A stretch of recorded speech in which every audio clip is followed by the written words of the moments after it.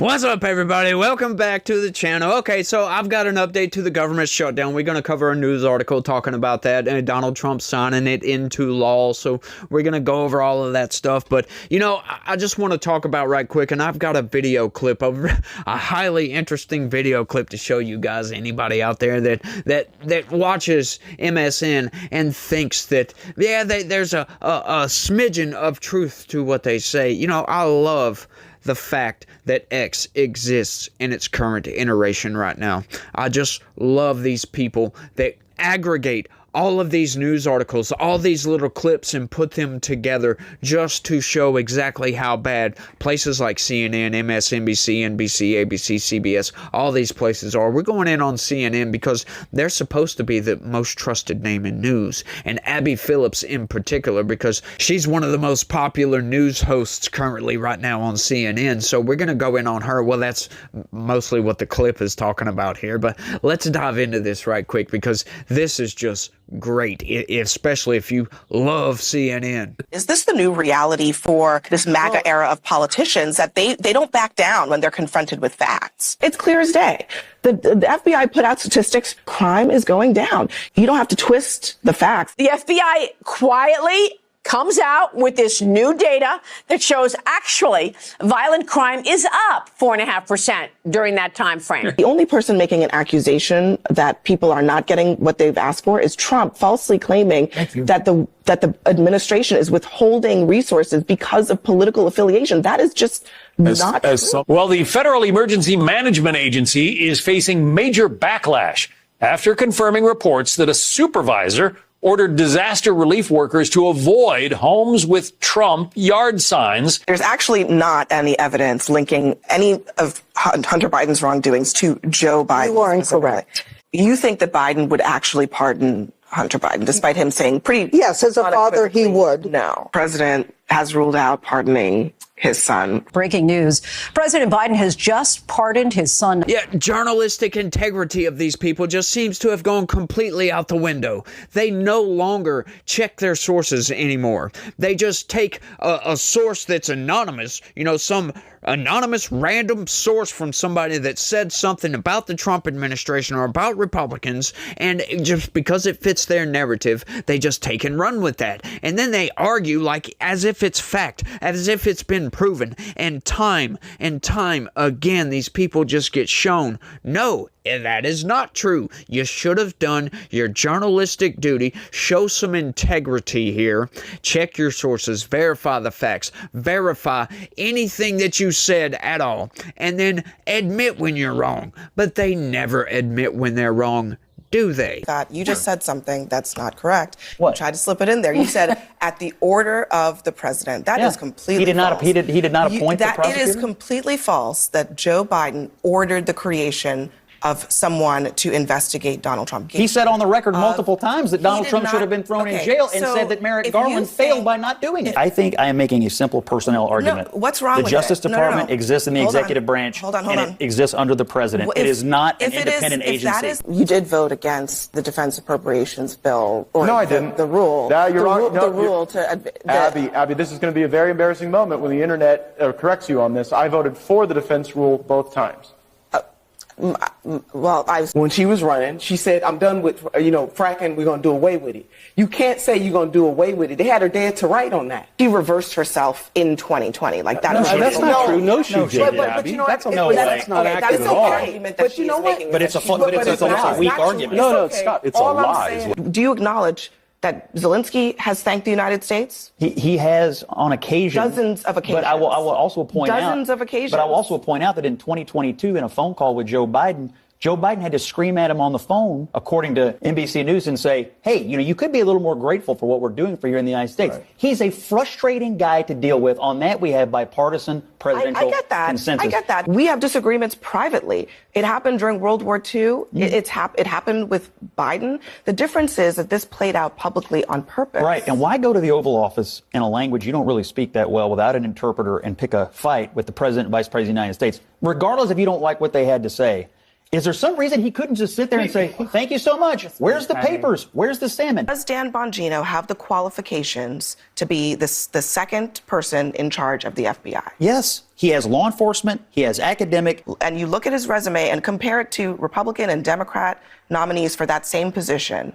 Is he qualified? I mean, first of all, I'm not sure all the people that have been appointed in the past have covered themselves in glory. And some of them have done a terrible job and gotten in lots of trouble. Look, and this is a reform-minded administration. They got outsiders. Yeah, that whole Zelensky ambush, that narrative was so outrageous that I can't understand. And they just ran with it. It was just complete 100% conspiracy theory on their behalf. And they were reporting on it as if it was fact, as if that's exactly what happened. Yeah, they intentionally set that up for that reason, and it's totally ignoring the previous 40 minutes before that of Zelensky talking blah, blah, blah, blah, blah, as if that was an ambush. No, they didn't want to do that. That was just supposed to be a formality. They were just supposed to come in and sign something, and that was it. They were just having a little discussion with the press, blah, blah, blah, blah, blah. That's all that was supposed to be. But, you know, these people, they when they see something and they think they can run in on a narrative, they just go full force and go open in on that and just don't care about facts. They don't care about truth. They don't do their job. And I just, once again, like I said, I love X in its current iteration and these people that do the work, that get these clips and put them all together just to show how bad the corporate press and the mainstream news has become in this day and age. You know, I'm just loving all this because it makes my job so much easier. You know, it makes my job so much easier. But, you know, like I said, I've got some government shutdown news for you guys. So let's go ahead and get into that while we still have a chance, while I've still got your attention. Hopefully I do. Smash the like button, subscribe if you're new around here, share this video anywhere and everywhere you can, and hey, sign up to be a member. You'll get extra videos. I'll make personalized videos, as a matter of fact, if you want me to. Give me topics. I'm thinking about doing like comment videos, question videos, anything you might have, anything you might want. Leave me some suggestions down in the comment section, and I will make sure and get right on that. But let's get into the news right quick. Check this out, y'all. Trump signs a bill funding the governments for 6 months, avoiding a shutdown. Oh, yay. And as we know, with all the drama from yesterday with Chuck Schumer, that didn't blow over very well for Chuck Schumer, did it? No, he got destroyed on that one. But, you know, his logic, I can see how that kind of makes sense. But, you know, I think he got played for a fool on that, in my opinion. And I imagine a lot of people have that same opinion that, yeah, that was a mistake on his part. Because if you don't have principles to stand on, what the hell are you standing on, by the way? President Donald Trump has signed into law legislation funding the government through the end of September, ending the threat of partial government shutdown and capping off a struggle in Congress that deeply divided Democrats. Harrison Field, White House Principal Deputy Press Secretary, said in a post on X that Trump signed the continuing resolution Saturday. The bill largely keeps government funding at levels set during Joe Biden's presidency through with changes. It trims non-defense spending by about $13 billion from the previous year and increases defense spending by about $6 billion, which are marginal changes when talking about top-line spending level of nearly $1.7 trillion. This was highly disappointing for me. I was really expecting, but like I said in my video yesterday, look, I understand you cannot take a $1.7 trillion deficit spending problem and just brush it away with a few cuts here and there. It's not going to go away that easy. It's going to have to be a gradual change, right? He's got to give his, Trump has to give his agencies time to work these budgets out, make the cuts where necessary, fire these people, let all these firings go through the court system, because we know that Democrats, for some reason, think it's illegal to fire federal employees, which is absurd on its face, regardless if it's insubordination, lack of productivity, whatever. I just think that's absurd that these people, right, just think of that idea for a second. Imagine if this was, business as usual anywhere else in the private sector, right? Like, really, if your funding isn't there to fund these people's jobs, Where are you going to get the funding from? This makes absolutely no sense that the federal government is allowed to spend in a deficit, keep employees around that they cannot afford to keep around. And I know that's not the majority of the $1.7 trillion deficit spending, but it is a part of it, right? If we could get rid of a bunch of these federal employees that we don't need, that could cut that down by possibly $100 billion. I mean, even more. I have no idea. 2 million employees is a lot of employees, y'all. But let's keep going. The Senate cleared the legislation on Friday in a 54-46 party line vote, with 10 members of the Senate Democratic caucus helping the bill advance to passage despite opposition from within their party, most vocally from colleagues in the House, who exhorted them to reject the bill out of hand. Senate Democrats argued for days over whether to force a shutdown, livid that Republicans in the House had drafted and passed the spending measure without their input. Democrats said the legislation shortchanges health care, housing, and other priorities and gives Trump wide leeway to redirect federal spending, even as his administration and the Department of Government Efficiency rapidly dismantle congressionally approved agencies and programs. See, this is one of the reasons, one of the aspects why I'm not too mad about this, and I'm like, okay, I see what's going on here. Okay, so they're giving a mechanism for Trump to actually cut a lot of this funding, right? This was the big argument, and it was mostly right coming from Democrats just because of legislation and precedent from the Supreme Court. Now, once again, this gives him, this pretty much eliminates all of that. So it allows Donald Trump to cut spending however he sees fit, which that's how it should be in the first place. I don't know how we got lulled into this sense that the executive branch doesn't have control over the executive branch, right? The executive himself doesn't have control over the executive branch. Isn't that what the president is supposed to be for? He's not just a foreign policy agent and the commander-in-chief, for crying out loud, right? Like, that's part of his duties, but he's the executive for a reason. He's there for many other reasons outside of just a foreign policy agent and the commander-in-chief, right? He's supposed to run all the agencies. He's supposed to put the people in place to be the heads of these agencies, to carry out his agenda, to work on behalf of the American people, not to just conduct business as usual. And if we've just so happened to have found our way to $1.8 trillion deficit spending, to just keep that going all because of precedents and law. No, that makes absolutely no sense at this point, especially when we're this bad off with our spending problems. But, hey, it is what it is, isn't it? In the end, enough of the Democratic senators decided a government shutdown would be even worse than letting the funding bill pass. Senate Democratic leader Chuck Schumer said a shutdown would have given the Trump administration the ability to deem whole agencies, programs, and personnel non-essential, furloughing staff with no promise they would ever be rehired. I don't know if that's true or not.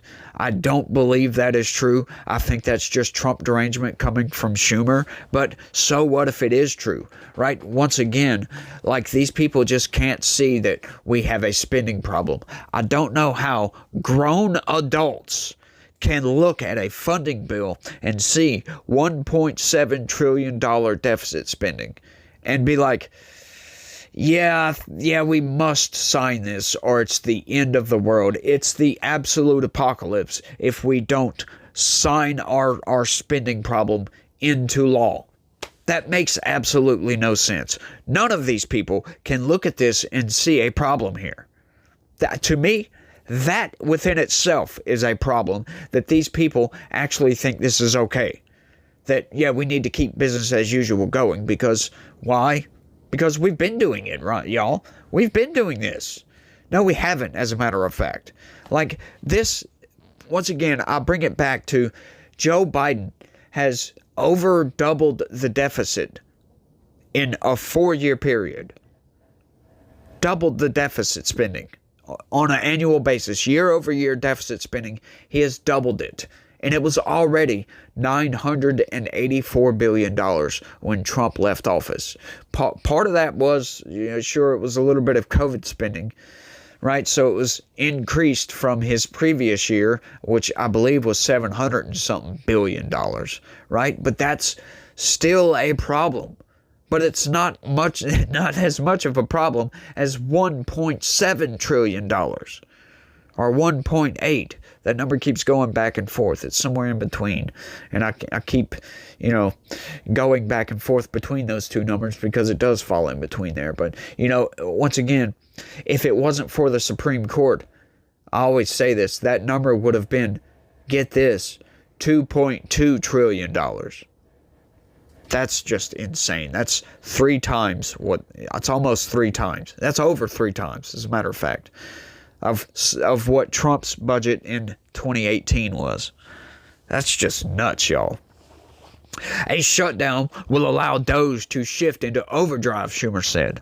Donald Trump and Elon Musk would be free to destroy vital government services at a much faster rate. Once again, that's just more derangement from Schumer.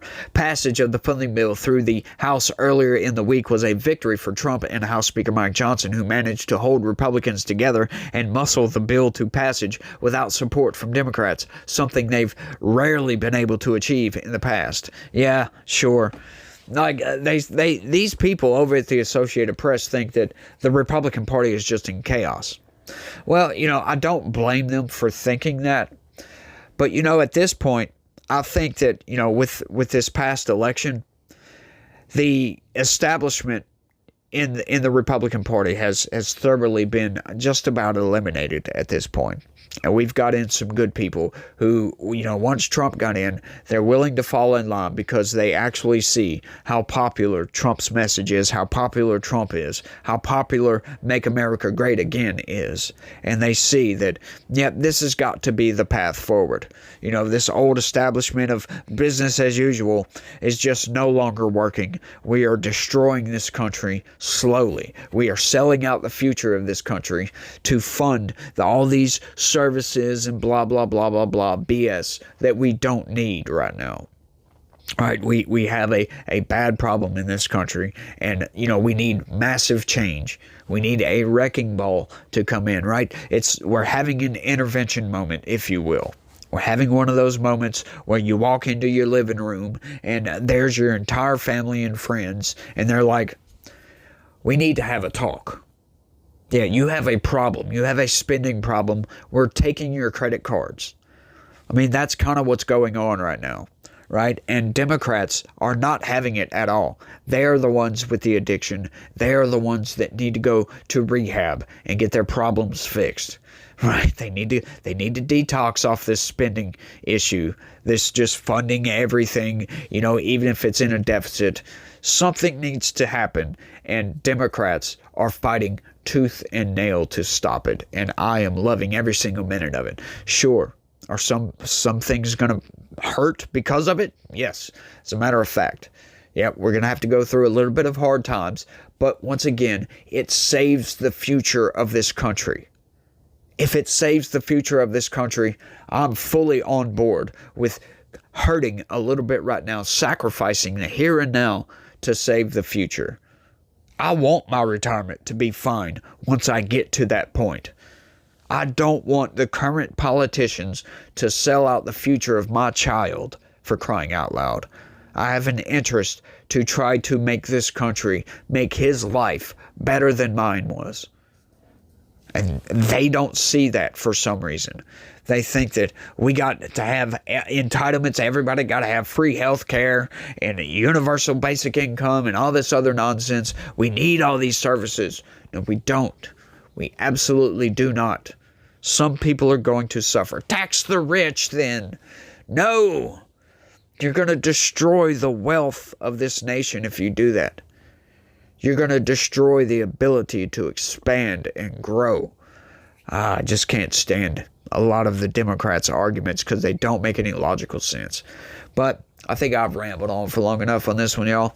I want y'all to let me know what y'all think about all this down in the comment section. Are y'all kind of aggravated about this, kind of like I am, but kind of understand that, you know, you can't go from $1.7 trillion deficit spending to zero just overnight? I kind of get that. A little bit aggravated that it's still upwards of 1.7, that it's not, you know, at least like 1.5 or 1.4 or something like that. And they actually increased spending in a few areas, which, by the way, I kind of agree with, because currently, like, segueing into something else right quick, we've got the NGAD program, which I've been following heavily for a while, that needs to be funded and is currently kind of just floating in limbo, if you will. That is the 6th generation fighter program. That is the replacement for the F-22 Raptor, for crying out loud. We need this, y'all. We need this fully funded. This needs to be funded. And I think that might be the defense increase, because currently that program needs about $30 billion in funding to complete it in the next 5 years, or next 7 years. But you know, the increase was only what, $6 billion? So yeah, it's not fully funded. But we don't even know if that's what that was for, because that's highly classified, y'all.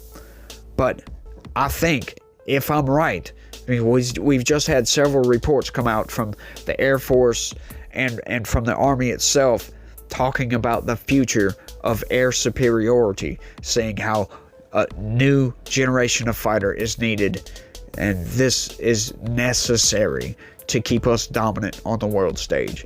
And I'm right there with that, y'all. I really am. But once again, bringing it back, y'all let me know what y'all think. That's all I got. I want to thank everybody for watching. Y'all try to have a good day. Stay legitical. Peace.